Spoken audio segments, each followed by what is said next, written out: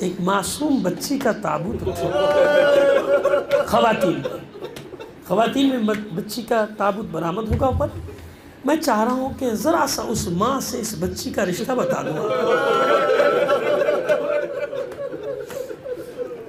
شام کی راہوں میں قافلہ رواں دواں ہے. ایک جگہ وہ نیزہ جس پر سر حسین ہے وہ ہاتھ سے چھوٹا اور ریت میں گڑ گیا. بہت کوشش کی گئی مگر نیزہ نہیں نکلا. سید سجاد کا پشت، سید سجاد کی پشت اور شمر کا تھاسیہ. پوچھو اپنے بابا سے آگے کیوں نہیں بڑھا. آئے نیزے کے پاس. بابا کربلا سے یہاں تک اب میری پشت میں طاقت نہیں رہی. اب آپ اندازہ لگائیے کہ کتنے تازیانے یہ پشت مبارک کھا چکے. تازیانہ بچوں کے لیے سمجھانے کے لیے کہہ رہا ہوں، بڑے تو جانتے ہیں تازیانہ یہ کوڑا. کہاں تک بابا کیوں نہیں آگے بڑھتے؟ روایت بھی ہے اور بعید نہیں. میرا بھی دل یہی کہتا ہے کہ اس عالم میں بھی حسین کی آنکھوں سے اشک جاری ہو. میرے لال سید سجاد دیکھ رہا ہوں، سمجھ رہا ہوں، لیکن کیا کروں؟ میرے سینے پہ سونے والی سکینہ بچھڑ گئی. جب تک میری بچی نہیں آئے گی میں آگے نہیں بڑھوں گا. قافلہ روکا گیا تھا، بیبیاں اتری تھیں، ہاتھ کھولے گئے، مخالف سمت میں جا رہی تھی. کہاں ملی تھی سکینہ؟ کہاں ملی تھی؟ آواز آئی گریے کی سکینہ کی. جناب ام کلثوم ثانیہ زہرا نے اپنے قدم تیز کی، رفتار تیز کی، آگے بڑھی تو کیا دیکھا؟ کوئی بی بی سکینہ کو آغوش میں لیے سر سے پیر تک سیاہ چادر میں مل اور تسلی دے رہی ہے، میری بچی نہ رو، ابھی تیرے وارث آئیں گے، ابھی تیری ماں بہنیں پھوپھی آئیں گی تجھے لے جائیں گے. اور بچی رو رہی. زینب آگے بڑھی، تیزی سے سکینہ کو آواز دی. سکینہ دوڑی آغوش میں آ گئی. زینب نے سکینہ کو ام کلثوم کے حوالے کیا. اس بی بی کا شکریہ ادا کرتی ہے، بی بی آپ نے بڑا احسان کیا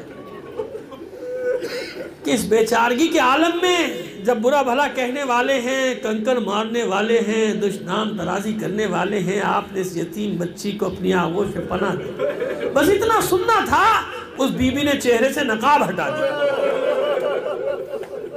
زینب کس کا شکریہ ادا کر رہی ہے؟ میں کوئی اور نہیں، تیری ماں زہرا. زینب نے ایک ایک منظر بتایا کربلا کا.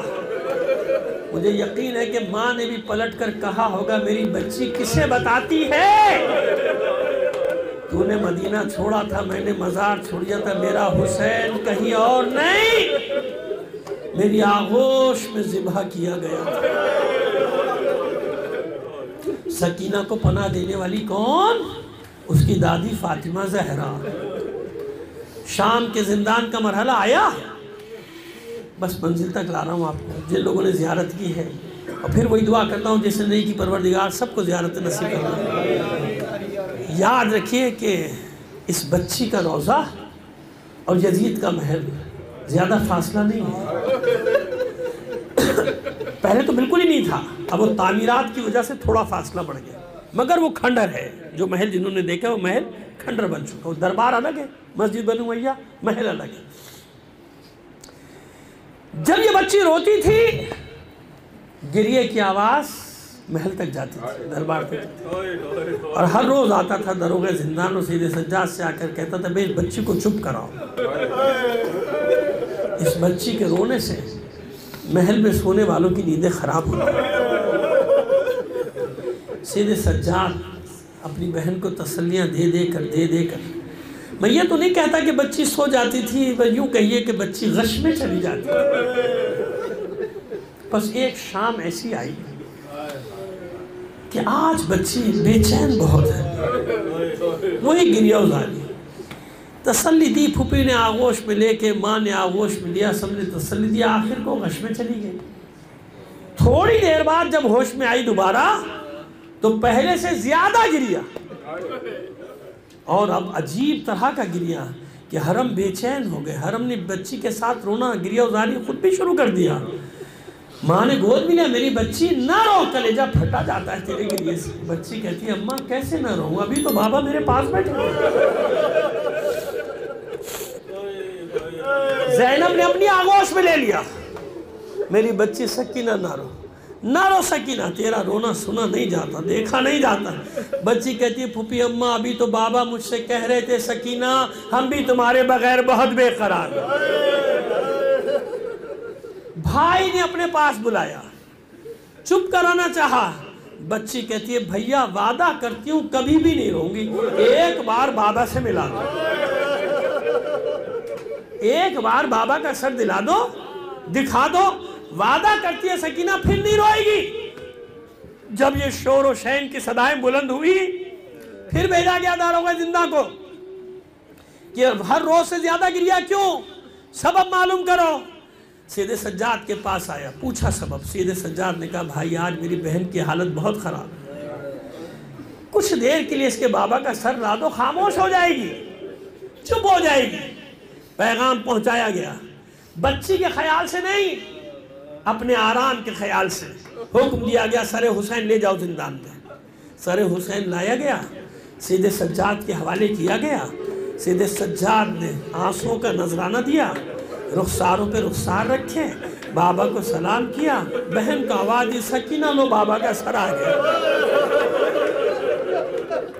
جزاکم ربکم. بس چند جملے ہیں, پروردگار مجھے توفیق دے دے کہ حق ادا ہو جائے اس معصوم بچی کے مصائب کا. بچی نے جو ہی سنا کہ بابا کا سر آیا, دوڑتی ہوئی آئی, اور آنے کے بعد بابا کے سر کو لیا آغوش میں اور بیٹھ گئی زمین پہ. اپنے رخسار بابا پہ رکھ دیے اور اب گلا کرنا شروع کیا. بابا بابا مجھے چھوڑ کر ہی جانا تھا تو ساتھ لائے کیوں تھے؟ بابا جب مجھے چھوڑ کر ہی جانا تھا تو اپنے سینے پر سونے کا عادی کیوں بنایا تھا؟ آپ تو چلے گئے, عاشور سے لے کر آج تک سکینہ کو سونا نہیں ملا. بابا جب بھی میں نے تڑپ کر آپ کو آواز دی, شمر لعین مجھے تازیانوں سے کبھی مارتا تھا, کبھی تماچوں سے مارتا تھا. میرے گوشوارے اتنی بے دردی سے چھینے تھے کہ آج تک یہ میرا کرتا اس لہو سے, اس لہو کے نشان اس کرتے پر موجود ہیں. بس عزاداروں, بچی نے کچھ اس انداز میں بیان شروع کیے, بیویوں نے ماتم شروع کر دیا. کچھ دیر گزری تھی, بچی کی آواز بھی بند ہو گئی, آنکھیں بھی بند ہو گئی. ماں مطمئن ہو گئی کہ میری بچی سو گئی. زینب کے دل کو قرار آ گیا کہ میری سکینہ سو گئی. بس ایک فرد ہے زندان میں, سید سجاد. ادھر سکینہ کی آواز بند ہوئی, آنکھیں بند ہوئی. سید سجاد کھڑے ہوئے, اپنی جگہ سے کہتے ہوئے انا للہ و انا الیہ راجعون. زینب نے گھبرا کے کہا اے میرے لال سید سجاد, ابھی تو میری بچی سوئی ہے, یہ تم نے کیسا کلمہ زبان پہ جاری کیا؟ سید سجاد فرماتے ہاں پھوپھی اماں, میری بہن سو گئی, مگر اب ایسی سوئی ہے کہ قیامت کے دن ہی زندان سے اٹھے گی. اسی زندان نے قبر بنائی, بچی کو دفنا دیا. اہل حرم نے آنسوؤں سے قبر کی ترائی کی. واقعہ کربلا ختم ہوا, قیدی قید سے رہا ہو گئے, ناقے تیار, محملیں رکھ دی گئیں, اماریاں رکھ دی گئیں, بیویاں سوار ہو رہی ہیں. دیکھا جناب ام رباب کا پتہ نہیں چلتا, نہیں ملتی. آخر سب روانہ ہوئے, زندان کی جانب روانہ ہوئے. اب جو زندان میں داخل ہوئے, آگے آگے سید سجاد, پیچھے پیچھے زینب ام کلثوم اور دوسری بیویاں. کیا منظر تھا زندان کا! ام رباب سکینہ کی قبر پہ ایسے چھائی ہوئی تھی جیسے بچی کو اپنی گود میں لیا ہوا ہے, اور بیان کر رہی تھی میری بچی تو نے سنا ہم آزاد ہو گئے, میری بچی تو مدینے کو بہت یاد کرتی تھی, تو نے سنا سواریاں تیار ہیں, ہم مدینے جا رہے ہیں. اے میری بچی سکینہ, تجھے اس تاریک زندان میں اکیلا چھوڑ کر تیری دکھیاری ماں مدینے کیسے چلی جائے؟ اور اگر مدینے میں کسی بچی نے پوچھ لیا کہ میری بہن کو کہاں چھوڑا, ام رباب کیا جواب؟ ألا لعنة الله على القوم الظالمين وسيعلم الذين ظلموا أي منقلب ينقلبون